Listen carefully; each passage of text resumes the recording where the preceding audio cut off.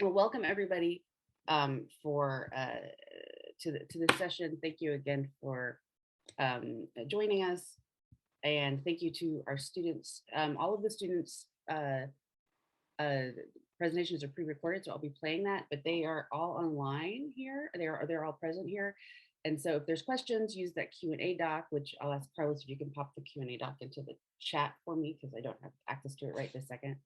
And then or we should have a little bit of time for questions at the end, um, considering the length of time. But I want to talk very briefly for those of you who are not familiar with the OSRE program about it. Let me share my screen real quick.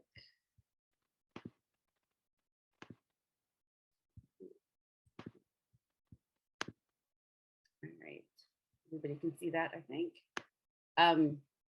So the Open Source Research Experience Program was started, well, officially started 2020. Hold on, I'm having a problem. There we go. And it's, although we had similar kind of efforts or students who worked with us in similar settings previously, we officially started it and really gave it a name last summer in 2020. And the aim of it is to focus on bringing more students in to open source, more undergraduates in particular, and also allow students in that process to work with top researchers. So a lot of our mentors who work on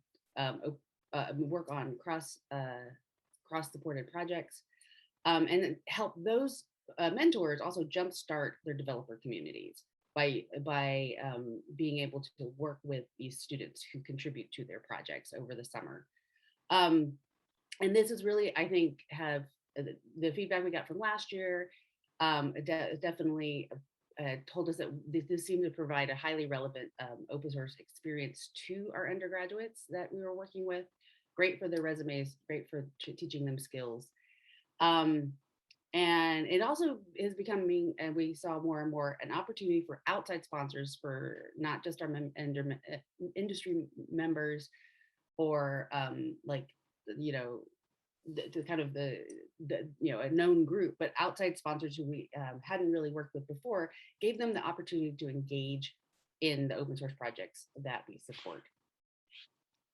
Now, quick, some of these are similar slides to what Carlos said earlier, but I'll just go in a little bit more detail and say that the mechanics of this, which is that mentors basically post projects, and as Carlos mentioned, we're going to start that process earlier this year, so no, not even this year, so later this year, so in November this time around, and give sponsors a time to really review their project and express some interest.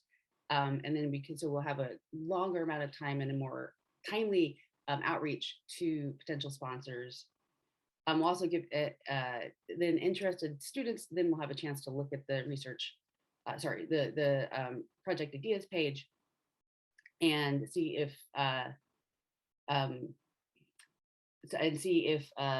folks can.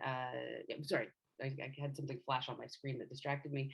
And so students then look at the projects that they are interested in and they reach out to mentors who then start working together with the students ahead of them writing the proposals. And this is our current projects page, but we likely will have an updated version for the next round. What this open source research experience really helps with, I think, is getting these three stakeholders together, and as well as creating an open source marketplace. So we get industry in particular, but also foundations and government who can act as sponsors that support the research being done by our cross projects, and also support the students in their work.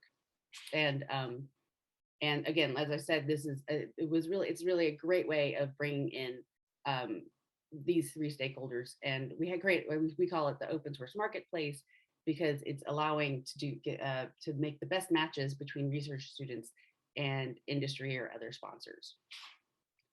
So this year, And we want to thank our sponsors that we had this year. That includes students, where a number of our students were supported through Google Summer of Code.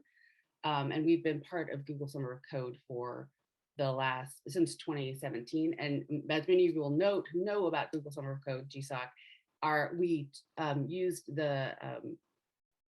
we use the platform, sorry, not the platform, but we use the template for how GSOC works. And we pretty much copied that, but added in the sponsor aspect. So in the GSOC template, it's GSOC who supports all the students. But what we've done with OSRE is allowed more sponsors to be able to get involved. So this year, again, we had GSOC students working through GSOC sponsorship. We also had a student working with a special BSOE fellowship, as well as Iris Hep and our Cloud Native Computing Foundation, which was great. We were able to get sponsorship from that group. This is our list. There's 3 of the students who who worked with us this year. It was a very great group, definitely very successful. And I also like to say that the way I think that structure is with regards to allowing students to meet and talk with their mentors ahead of time while they're creating the application process is actually one of the reasons that we think that this has been such a successful project or a successful experience for us, because mentors and students get to know each other ahead of time and can really identify whether they're going to work together well, and whether the project's going to be successful. And so up till now, looking at all the GSOC projects we've done, plus now the OSRE projects over the last 2 years, which I think runs almost 30 projects. There are almost 30 students we've worked with, and they've all been successful. And I think all the mentors have definitely seen a gains in their projects, in their open source projects from the contributions from these students. So OSRE will happen again in 2022. So it's not too late to get involved. Again, we'll be doing sponsor outreach in beginning basically after we finish the symposium. That's our next big project.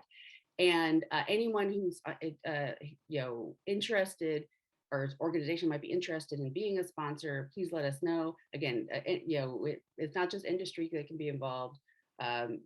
Foundations can be involved. Government agencies can also be involved. So when we'll be doing events and to highlight and increase outreach over the next few months.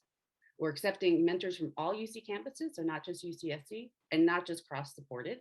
We're going to try and support other open source projects that are being done here in all UC campuses. And then we'll still see student applications probably in early spring, but possibly a little earlier, depending on how we see what the sponsors need. So for the students who may be here, keep that in mind as well. Now for today, we're going to start with these 3. So we're having 2 sessions of specifically lightning talks for our students. These 3 students, Eshan, Shun, and Jesse, will be speaking today. On Thursday morning, we'll have 3 other students who are working on other projects, who are also in India. So we thought an earlier start time for them was probably smarter from a time zone perspective. And then we also have one student who will be presenting in the panel on diversity and inclusion, and I'll talk more about his project in that panel. And lastly, we have 2 students who were in the open source autonomous vehicle control, working with the open source autonomous vehicle control project that we support, that are actually presenting in that workshop and not here on the lightning talk. So, but with no further ado, if anyone has any specific questions about OSRE, we do have the Q&A open, and I'm happy to answer questions via that while I'm playing the videos. Okay, so we have, let me stop sharing.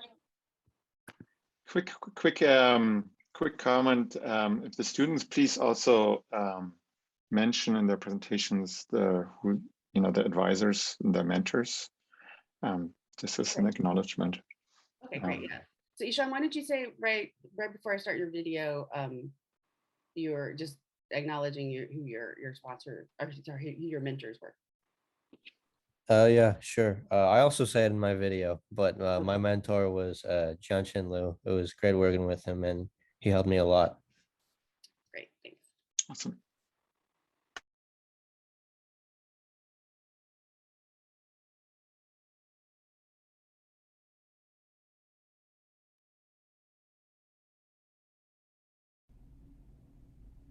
Hi, my name is Eshan. I'm a Cross OSRE student and an IRIS HEP fellow.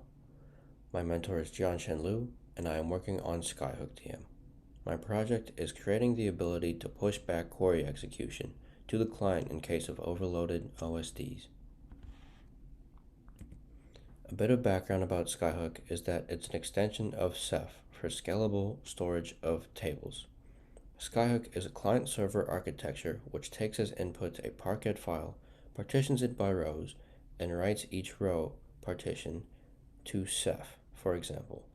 These partitions are what is read and filters get applied to. So a partition contains rows, and this is what is stored and processed by the storage. Work is offloaded to Ceph to process, rather than the client doing the work. The Arrow Dataset API allows the definition of SQL-style expressions to filter data when reading the data from files. Normally, expressions are applied after the client receives data from the source or file system. But with Skyhook, these expressions are applied at the server side. This is because the Skyhook DM project includes custom read methods that are added to Ceph, where the storage layer can directly execute the custom read method when reading the data from the local disk. This offloading computation to storage servers should reduce the data returned to the client. In turn, less data is sent over the network, and the CPU work is distributed across multiple storage servers rather than being done by the single client. However, a problem arises in that the storage servers may be busy in Ceph. This is because clients are always pushing down, and the server may become overloaded. Therefore, they may want to reject the request to apply the expressions to the data. For improved performance, it may be optimal to push back the filtering to the client. This is done by pushing back the expressions and the data to the client. The solution is to apply the expressions to the unprocessed data at the client after the pushback. The old assumption was that data was already filtered, so only the resultant table was returned in the buffer list. In terms of progress, we have finished the main pushback functionality, but we have better resource estimation for the Parquet file format. We can also support the Feather file format once we get better resource estimation. We are also working on benchmarking for the Parquet file format to compare the performance of the pushback versus the non-pushback.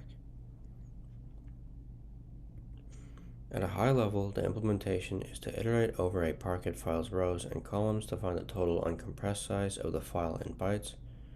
Note, this iteration is over the metadata of Parquet files, so the overhead of making the pushback decision on the server side is negligible. We must compare the value to a threshold representing the available RAM of the system. We must also compare the CPU load from the sysinfo API to another threshold representing system load. Then we return a predefined status code representing pushback, and we create a new status detail class to return this code to the client. Note, the expressions and unprocessed data are returned from the server in a result buffer list.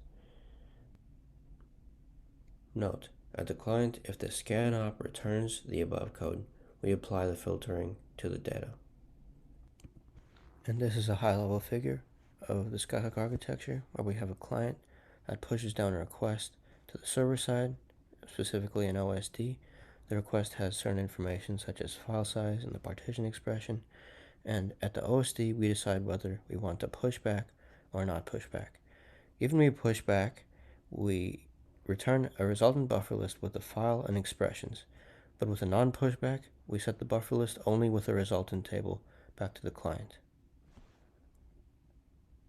So here I will show you small parts of the code explaining the above process with the Parquet file format. First, the client pushes down computation to the scanUp function at the server side, which takes a request buffer list and a result buffer list.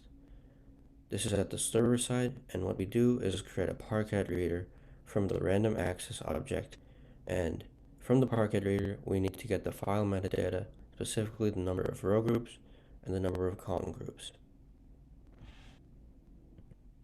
Note, still at the server side, we create a variable called total bytes in file, and we must iterate over the number of row groups. For each row, we have a row group reader and a column reader. We get the row group metadata from the file metadata, and we get the column metadata from the row group metadata. And we need the column metadata to get the total uncompressed size, and we add this to our total bytes in file variable. If the total bytes in the file or the CPU load average at 1 minute are greater than the threshold, we return a predefined status code. This is still at the server side. For the client to know that we indeed push back, we must construct a status detail where an OK arrow status is returned with a detail representing the pushback code, here and here. Lastly, the client checks if the detail is the pushback code. If so, we apply the expression to the file in the same way we do at the server side. I would like to thank Cross and RSHAP for giving me the opportunity to work with Skyhook. I would also like to thank my mentor, Chen Lu, for his continued support and help. Any questions?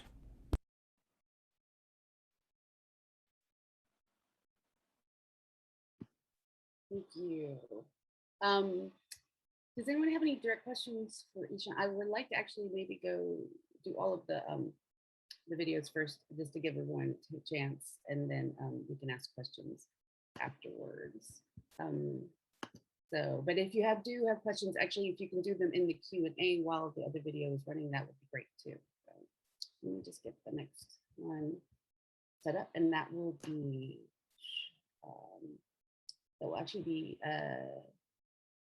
Shun Kashiwa. Sorry, Shun, if I say your name incorrectly. And before I start, Chen, do you want to just mention who your mentors were?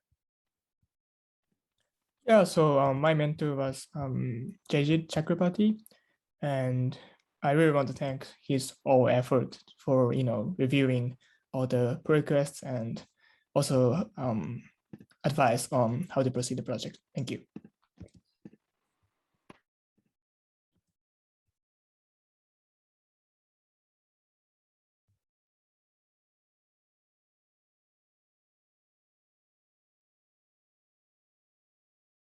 Hello, my name is Shun Kashiwa, and today I'm presenting my OSRE project, Popper to Drone/Task Workflow Translation. Let me introduce myself. I'm a fourth-year undergraduate student at UC Santa Cruz, and I'm interested in web, mobile apps, programming languages, and so on. During the summer, I participated in the Open Source Research Experience program and worked on a project called Popper. Popper is a container-native task automation engine, and users can define workflows, which are typically a set of commands in a simple YAML file. Those commands are executed in a Linux container, so you can easily get the same results on your local machine, server, CI, etc. Popper also provides useful features for debugging, such as the command to open the shell in the container. Of course, Popper is not the only task runner out there, and there are a number of products that offer similar functionality but have different goals. For example, you can use Drone for task automation. Because Drone is designed as a CI/CD platform, it comes with a nice web UI, Git integration, and many more options. Another example is Task. Task is designed to be a modern alternative to the traditional Makefile and provides a simple CLI tool. My project's goal is to create a translator that takes a Popper workflow as input and translates it to a workflow of these two products. The first thing I did was to add a new translate subcommand to the Popper CLI. As you can see, you can specify the name of the file you want to read and the format you want to translate to.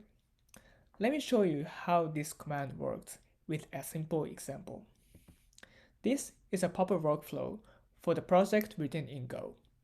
It sets an environment variable, installs dependencies, builds the source code, and then runs the tests. We can use the Popper translate command to translate it to drone workflow. It's a little bit long, but it will execute the same set of commands on drone. As I mentioned, drone comes with a nice web UI, so I can run the translated workflow from my browser. Because the translated workflow does not depend on Popper and runs natively on drone, you can see the detailed progress on the left sidebar, and you can see the outputs on the right. Next, let's take a look at the translation to task. Again, we use the same Popper workflow as an input, and this time specify task as an output format. Because task does not come with Docker integration, the translated task file has several Docker run commands. You can use the task command to execute the translated workflow. Here, I used Popper translate and run the task command. As you can see in the bottom, it runs the same set of commands and the test is still passing. Just like drone, you can use all the features of the task CLI, such as step-by-step execution of the translated workflow. Let me talk about some of the challenges I faced while I was working on the project. First is translating the directory option for drone. In Popper, you can use the dir option to specify in which directory you want to run the commands. This corresponds to Docker's work dir option. However, drone does not provide an option to change the working directory and always runs the commands on the root of the project. I solved this problem by creating assembly clean and cd into the directory before executing the actual commands. What's on the left is another Popper workflow for a project written in C++. On the last step, it used this dir attribute to execute the command ctest inside the directory /workspace/build. The translated workflow has three commands. First, ln command will create a symbolic link so that the files will be available on the same path as Popper, and use the cd command to move into the specified directory, and then it runs the actual command ctest. Another challenge was to make predefined variables available in task workflows. Popper automatically adds 5 environment variables, such as git commit and git branch.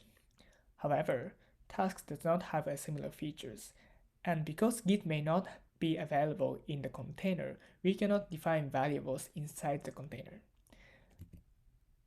I used task dynamic variables feature to resolve this difference. The Popper workflow on the left prints the latest commit hash in the repository. Upon translation, the translator adds a boilerplate to make the same variables available on task. It first defines dynamic variables, and then turns them into environment variables, and then expose them into Docker container by adding several --m options to the Docker run commands. Thanks to these additional boilerplates, the same git variables are available in the translated workflow. The Popper translate command is merged into the project's upstream, so you can read about it on the Popper's documentation website, or you can take a look at the code on GitHub. Thank everyone who supported me on this project, especially JG Chakrabarty, who was a mentor and reviewed all the changes. That is all for my presentation. Thank you for listening.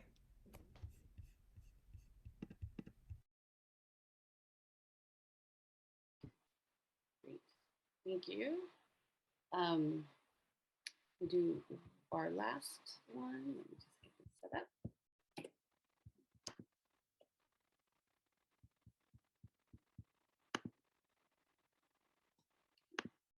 our last presentation is by Jesse Chen, who was supporting the Live HD project. Jesse, do you want to introduce your mentors real quick before I get your video started?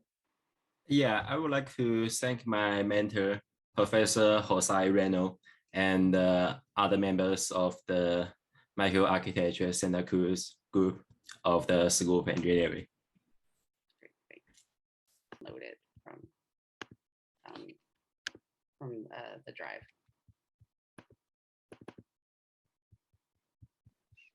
Hi.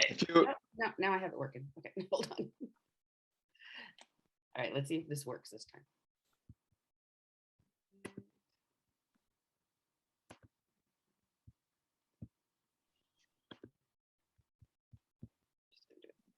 Do it this way.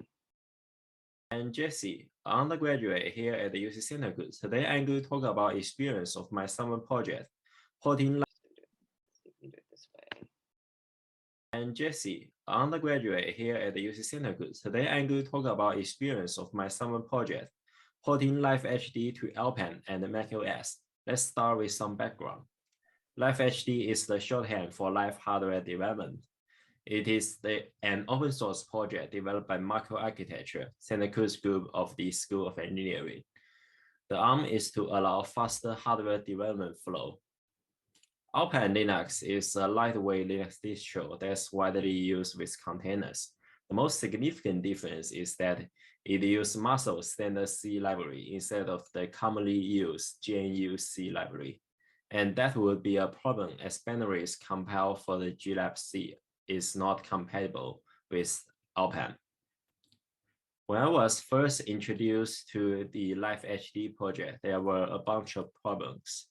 I saw many red crosses in the repo indicating CI failures. And the Live HD only supports the regular Linux distro. I will talk about what's regular Linux distro later. Plus, Live HD uses a novel build system, Bazel. This is technically not an issue, but this does create some difficulties as it's not a usual. Most C++ projects today use CMake. So what's a regular Linux distribution? A regular Linux distribution has some shared properties. It of course runs Linux kernel or emulates the APIs good enough like the Microsoft WSL1. It uses GNU C and C++ libraries. It uses GNU's core command line utilities and etc.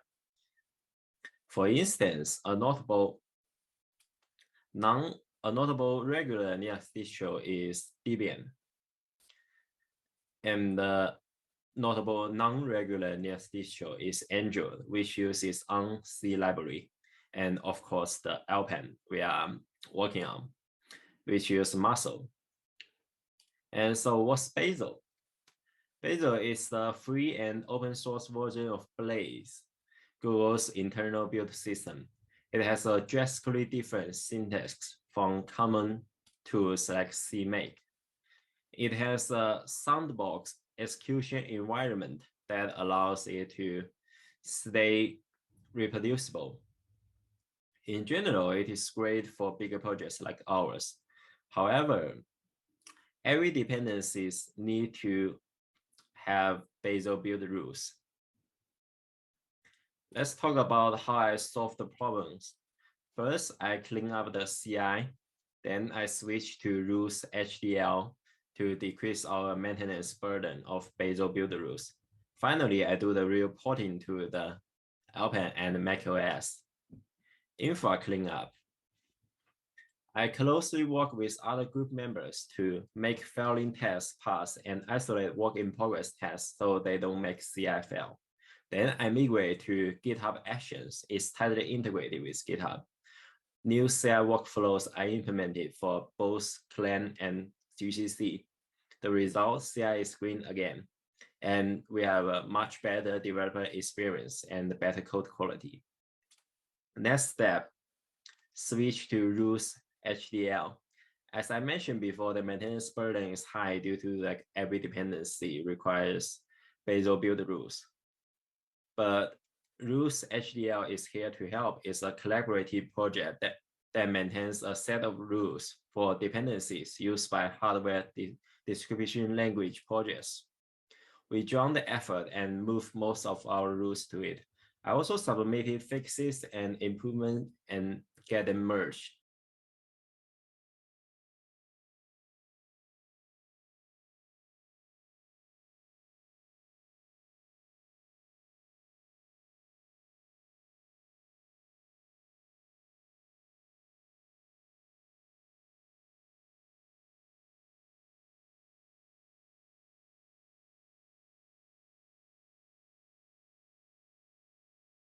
Sorry, I'm not sure what just happened there. Yeah, I think probably a network problem Yeah. of some sort. Okay. Let me see if I can pull up my. Yeah, this is very odd. I'll keep working at this and see what the. I was like, I didn't think you just ended mid-sentence. Let me see if I can. No, it's not. It's all definitely. Let me just go to. It was at what was the spot here? It was like, I think at 4 minutes. Yeah. Okay, yeah, there we go right there. Apologies, everyone. This has decided to be slightly complicated today.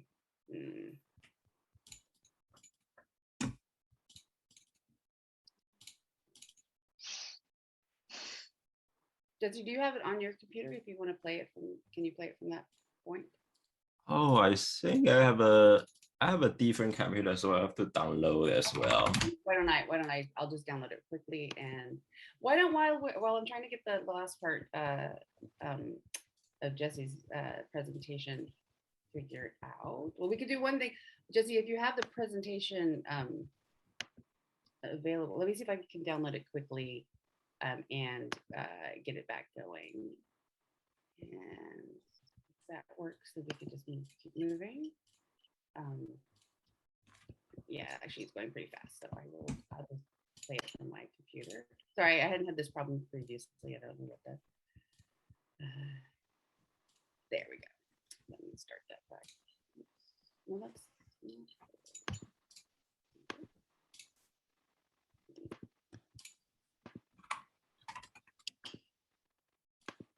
So if anybody has questions, maybe for any of the other students while I download it, give them this download to figure out. This is maybe a good opportunity. I'm sorry it's running a little later than we had originally planned. But, all right, now it's the right one is downloaded.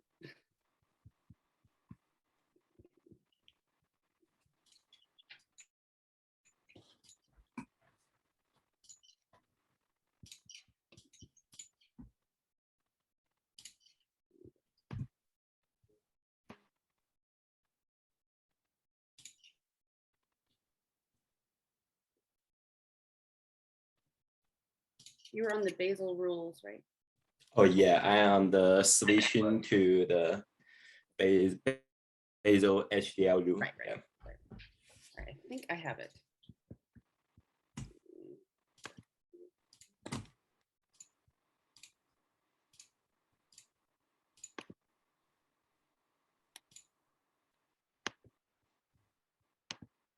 Is everybody seeing that? Let me know if that sounds right. I'm gonna move it. Yes. Yeah. Good.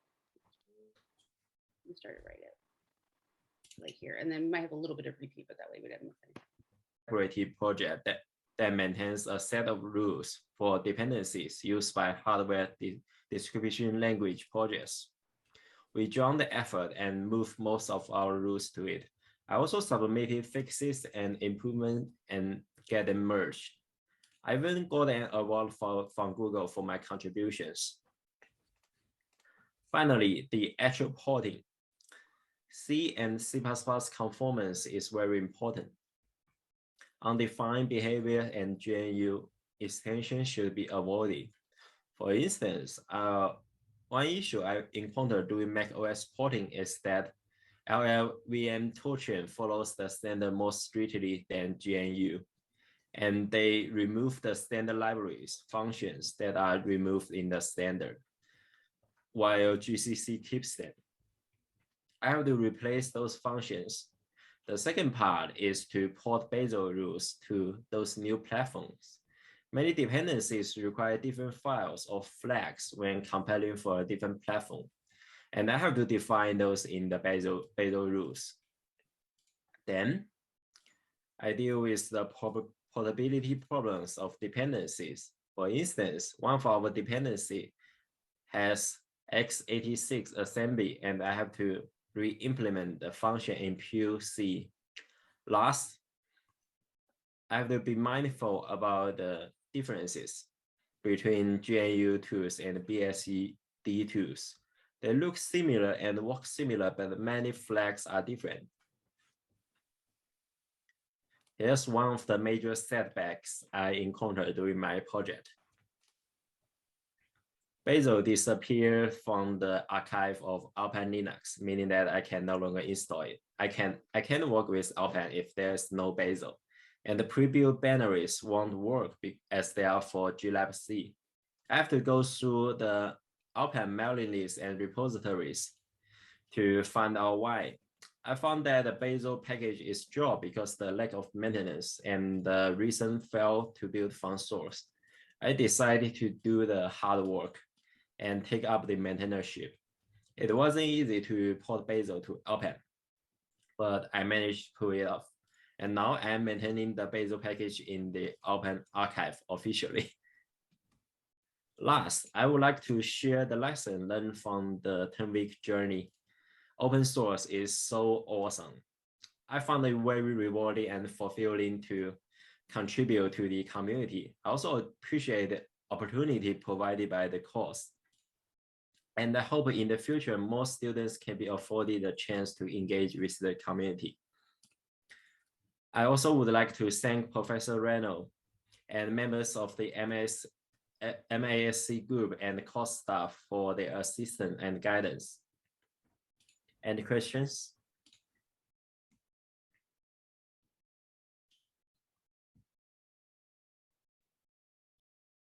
Thank you, and I appreciate Jesse the last second to last slide of open source is awesome. I would agree. So apologies to the students for some of the technical issues with your videos, but they were all great. If anyone has questions for our students, for the speakers, please feel free. And if you have questions later on, the Q&A documents are going to be available at least throughout the entire symposium, right? And I put the links in for the slides and recordings into the Q&A document, and so you can directly look at the slides or recordings again to see whether you have specific questions. So those you can keep asking questions, and then the students will monitor these documents. We will as well. So you can also ask questions later.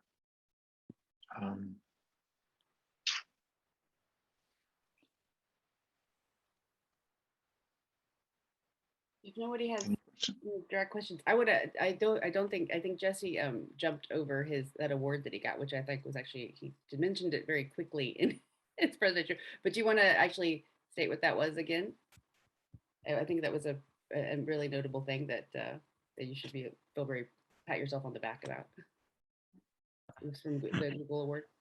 Yeah, you mean the award I received from the Google? Yeah. You said it very quickly in the presentation, but I went.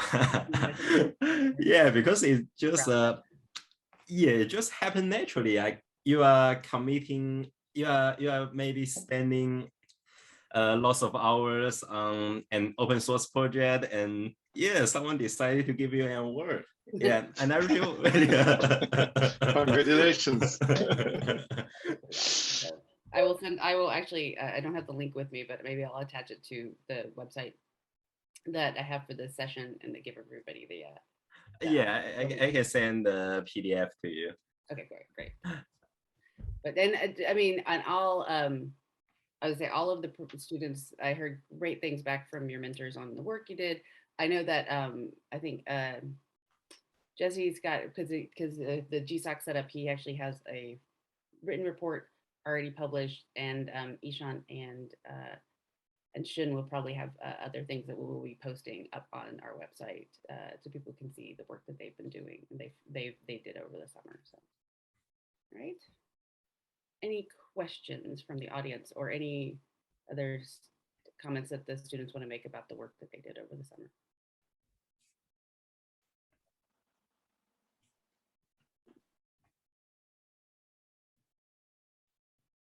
If not, all right. If not, thanks again for all the work that you did, all the contributions you made, and again, as Carla said, if people have other questions or want to ask them about their experience, there's a great, we have the Q&A document to kind of communicate with. But otherwise, that's it for the session, for the symposium today, and we will be back tomorrow morning at 8:45. Carlos, do you have anything else? That's it. Thank you so much for joining us, and thank you, Stephanie, for hosting this session, and thank you everyone for presenting. We had some really good discussions on the workshops as well. So I think great first day, and I see you all tomorrow. Thank you. Thank you. Bye.